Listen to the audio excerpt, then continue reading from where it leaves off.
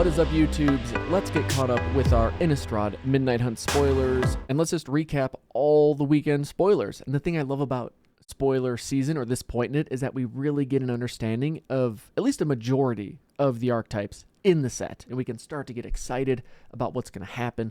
Pre-releases, drafting cards we want, cards we hope to open, we can play within a commander deck, all that fun stuff. The set is really starting to come together, and I can say there's some cards I'm definitely excited for already. But let's just jump right into it. Voldaron Ambusher. It's a 2/2 for 2 and a red that when it ETBs, if an opponent lost life this turn, which it seems like black-red, the vampires care about that, doing damage and then playing the stuff, it deals X damage to up to 1 target creature or planeswalker. So in this case, X will always be at least 1 because it's a vampire. So you can either ping something that probably took some damage in combat but didn't go to the graveyard, or take out something that's small and wimpy and sat on the sidelines during combat because it deserves to go to the graveyard for not getting involved in combat. You know what I mean? Good job, Ambusher. And then next we got Liasa, Forgotten Archangel. Just classic big angel goodness. It's a 4/5 flying lifelinker that will definitely win some people some games because a 4/5 flying lifelinker in limited is just really good. And it shuts down what your opponent wants to do, because if a creature an opponent controls would die, exile instead, and your stuff, as long as it's a non-token creature, if it dies, gets to go to your hand to begin the next end step instead, which is really, really good. So yeah, Liasa, not messing around. Then we got these crazy people. It's Vigilance. They have Coven. I know I was saying Coven last time, and I mean, it's like Cove with an N on the end, but it's Coven. And if you have Coven, then all your creatures get +1/+0 till end of turn. Neat. Ghoul, Callers, Harvest. We're seeing that black-green in this set is graveyard, all about the graveyard. In this case, for just a black and a green, you get X 2/2 zombie creature tokens with Decayed, where X is half the number of creature cards in your graveyard, rounded up. And it's got flashback, so in the mid-game, it's getting you maybe 2 or 3, and then you can do it again in the late game and just have a huge board. The problem with Decayed is that stuff's going to die, so you're going to want stuff that benefits you when other creatures die or are sacrificed or whatever. Flesh Taker does that. It's a 2/2. Whenever you sacrifice another creature, you gain 1 life and scry 1. And you can pay 1 to sack a creature. It gets +2/+2 till end of turn. And there's no limit on that, which seems pretty decent as well. But I could see these two getting splashed quite often. We're going to be seeing some... I don't even know it's not Bant. It's not even close to Bant. I don't know. Point is, white, green, black, I could see being a pretty popular 3-color pair to dive into, especially if you have these gold cards in your card pool.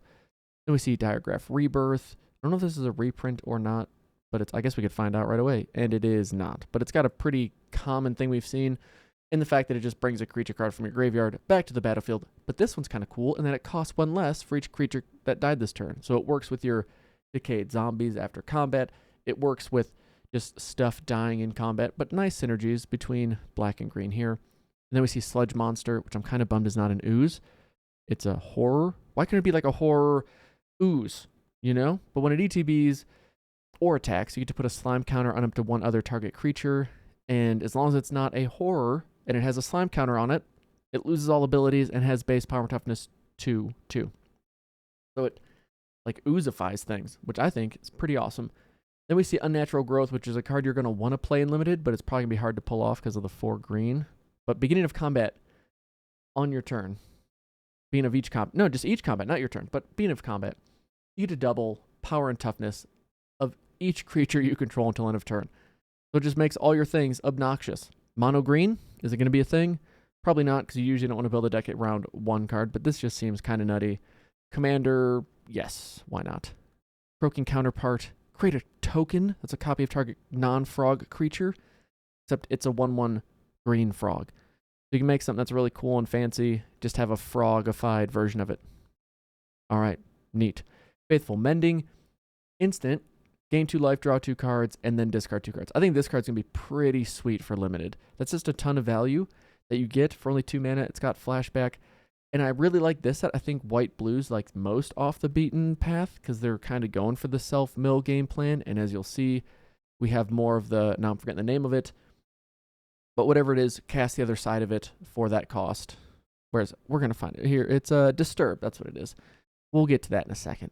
But I like the Disturb line in that it's white-blue, which I would not have guessed. If you told me what the mechanic was, I would not have guessed white blue is it. But this is, I'm going to say, the most intriguing archetype to me thus far.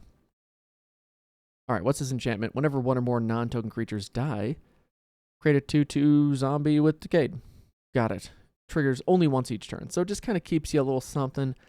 It'll be curious to see. I bet in some limited decks this will be awesome, in some not so much. Like, it's probably not the best in a top deck when it's a slow board or not much is happening on the battlefield. But if you can use those tokens for more than just throwing them in to die or benefiting from those tokens dying, I bet you can get a lot of value from it. All right, now we're getting into the Friday spoilers. We've got both of these fancy versions. Which one do we like more? Ooh, I don't know. I think I like this. Just the normal rare version more. But it's a 3/3 for 3. Our Graveyard Trespasser has Ward. We'll check out both sides. It has Ward, discard a card on both sides. It has, when it ETBs or attacks, exile up to 1 target card from a graveyard. If a creature card was exiled this way, each opponent loses a life and you gain a life. I like that the cards that are flipped, or flipping cards, transform cards, the abilities on each side are pretty consistent. They're not wildly different. It's usually you just get like an extra bonus or something on the other side, or in this case, just a slightly bigger creature. And they have Daybound, Nightbound, which, remember, Daybound, Siesta, you're taking a rest. If you cast nothing, if you just hang out, you get to wake up to Nightbound and then party. But if you party too hard and you cast 2 or more spells, then it goes back to day because you got to recover. That's how I'm remembering it. I know it's ridiculous, but that's genuinely how I'm remembering Daybound and Nightbound. Vampire Socialite. I've been waiting for some more vampires, though, because if you know, my first commander deck ever, it's right here. Here it is. Here it is. Look at this. In this purple case. Guess who it is? Edgar Markov. You see that fancy guy? Shout out to Tyler, who traded this to me, what, 2-3 years ago? 4 years ago? Time flies when you're having fun.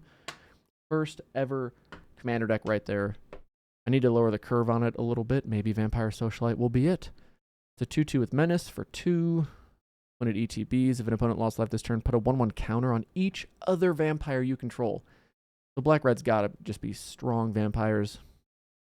And as long as an opponent lost life this turn, each other vampire you control ETBs with an additional 1/1 counter on it. It's just a ton of value for limited, as long as you have enough vampires to make it worthwhile, which I'm assuming you can pull off in black-red. Probably not the best gold card to splash, but one that if you get it out early, it's not terrible because it can get in for 2 damage with the Menace, and then the stuff you cast after her comes in with the 1/1 counter. Or if you draw her in the mid to late game and you can somehow hit your opponent for 1, then you play her in the second main and pump your board, that's a pretty huge, could be a huge value play. So I like that she scales into the late game as a 2-drop. Always nice for limited.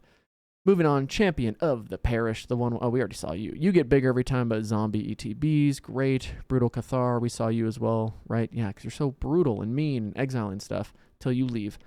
Dawnheart Rejuvenator, we saw you. Enduring Angel, we saw you. Gavany Dawnguard. I'm going to scroll down to the easier to read version.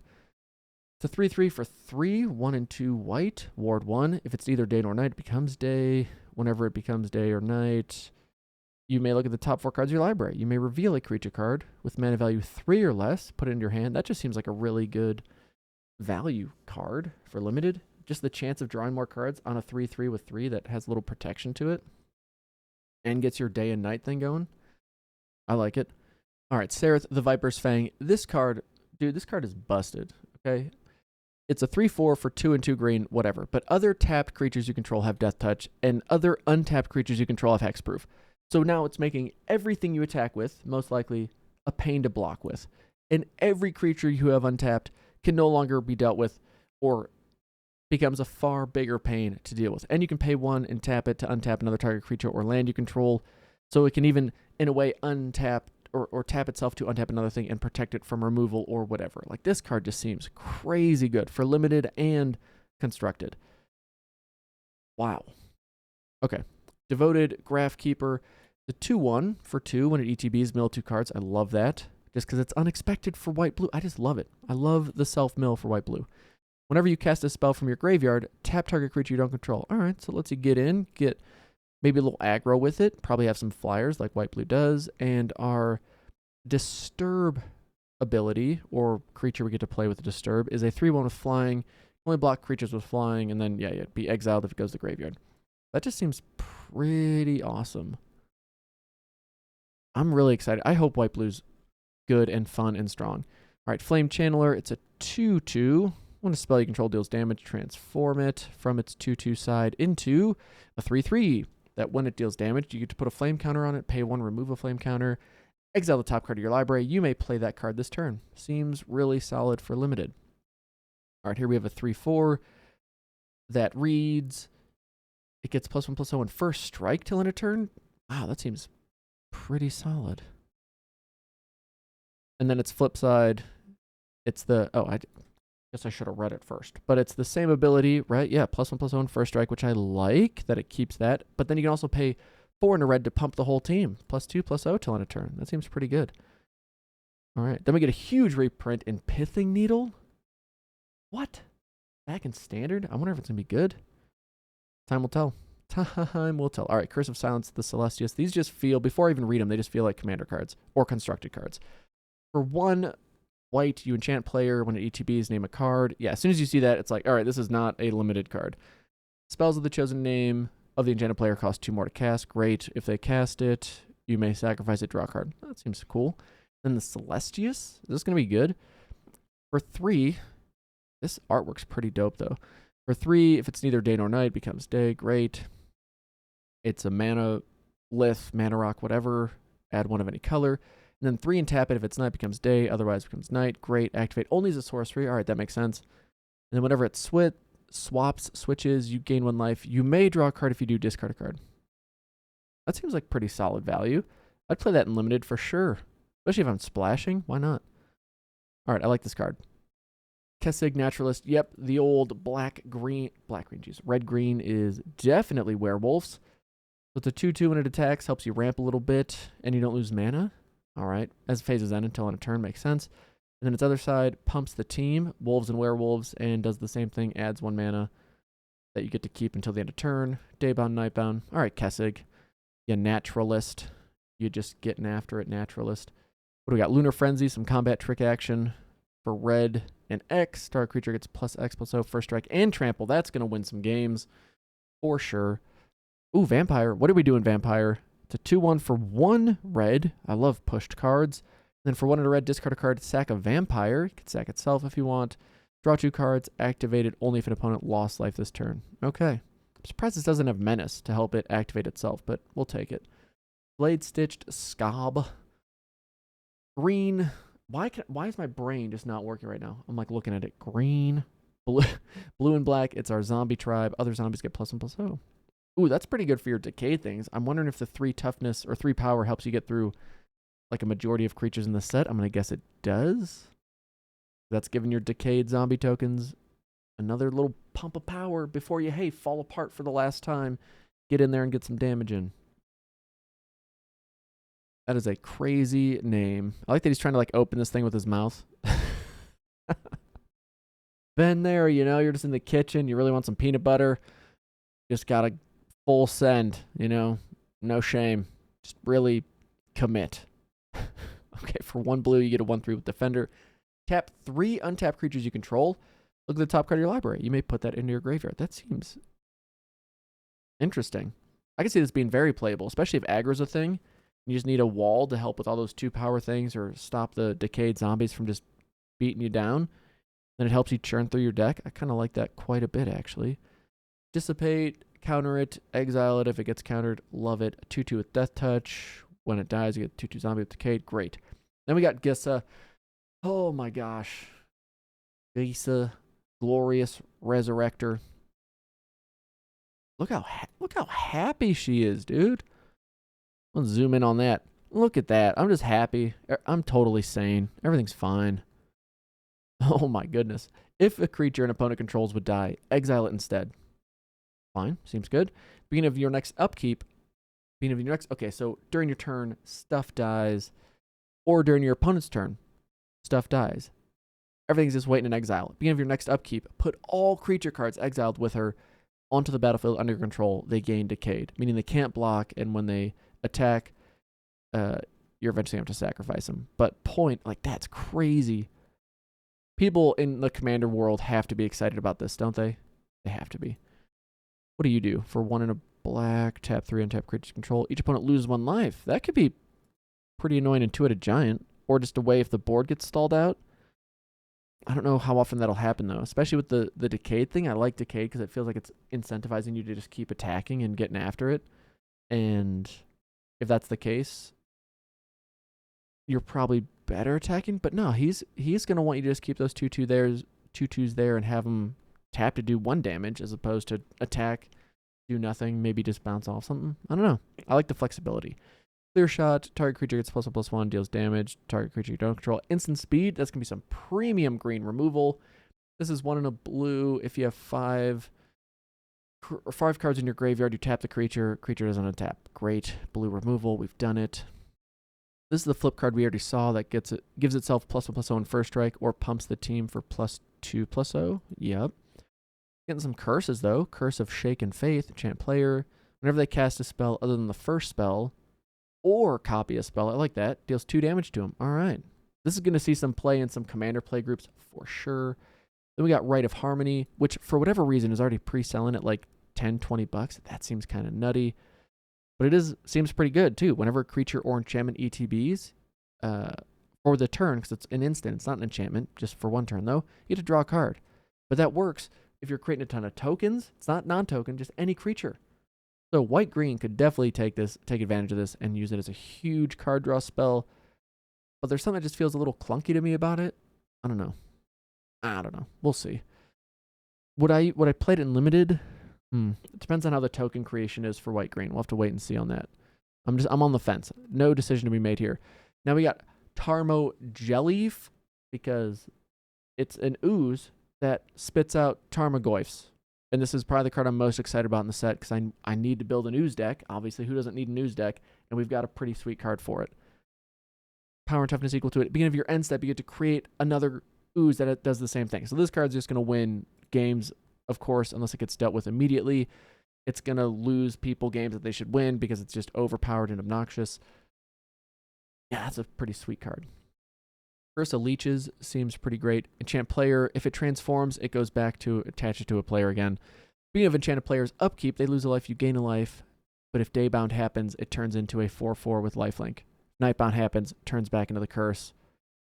I like it. And then what do we got here? We've got whenever Doom Blade Scoundrel becomes blocked, creatures block, and it get -1/-1 till end of turn, which if you've played in other sets that have creatures with this, you know it's often a pain to deal with these things because you can't really chump block them very well. They're just annoying to deal with. The other side, same effect, but when a creature blocking it dies, its controller loses a life. So, the solid card. And then here's the non-fancy version of it. I think I like the non-fancy version again, but we got to see how these look in person. But all in all, the cards seem pretty exciting. I know I missed a couple of these, like Thermo Alchemist getting a reprint. What do you do, Mirror? 1 and tap it, pay a life, discard a card, draw a card, then mill a card. So many things are happening. Put a ritual counter on it, then if it has 3 or more, transform it. Activate only as a sorcery, the transform part, exile target creature card from a graveyard, put a 1/1 counter on it. Ooh, it's a 4/4 flyer. That just seems like a pretty solid card. Will it work in limited? Having to pay 1 and activate only as a sorcery and tap it and pay a life and loot a card, mill a card. I could see it being good. Because for all we know in this set, a 4/4 flyer that can slowly get bigger as well is just game-breaking good. And maybe there's not a ton of removal for it. I can see that being quite good. Can't stay away. I just love the cats, no doubt. Turn target creature card with mana value 3 or less from your graveyard to the battlefield. It gains if it would die exile instead. So white, black, blue could also be a pretty popular 3-color thing because it's getting cards in the graveyard. This is helping you get them back. All right, we're starting to get a feel for the archetypes, right? I don't know if you have a favorite, but white, blue is my, like, just secret. I hope it's really fun and good. I think red, green, aggro is going to be pretty good. Like green just feels pretty good in the set so far. Everything I've seen with green, I know we haven't seen a ton of the commons yet, but green's feeling pretty strong to me. I feel like black, green is going to be fun. I guess everything looks like it has a fun line of play. We just got to see where the removal's at. We got to see how the curves look, if the set's seeming aggro. I was really happy with my read on our latest set, Adventure in the Forgotten Realms. I'm hoping I can have as good of a read on this set. So far, I've got nothing other than I'm excited to be on Innistrad. I'm excited to play with some werewolves and do some things I haven't done in Limited before. and hopefully play a lot of oozes, you know? But thank you all for watching. That's going to do it for me, folks. Pre-release guide coming soon, right? Because spoilers are going to be done, pretty sure, this week. And then we're off to the races. So thank you all for watching. We'll see you in the next one. Take it easy, my friends. Peace.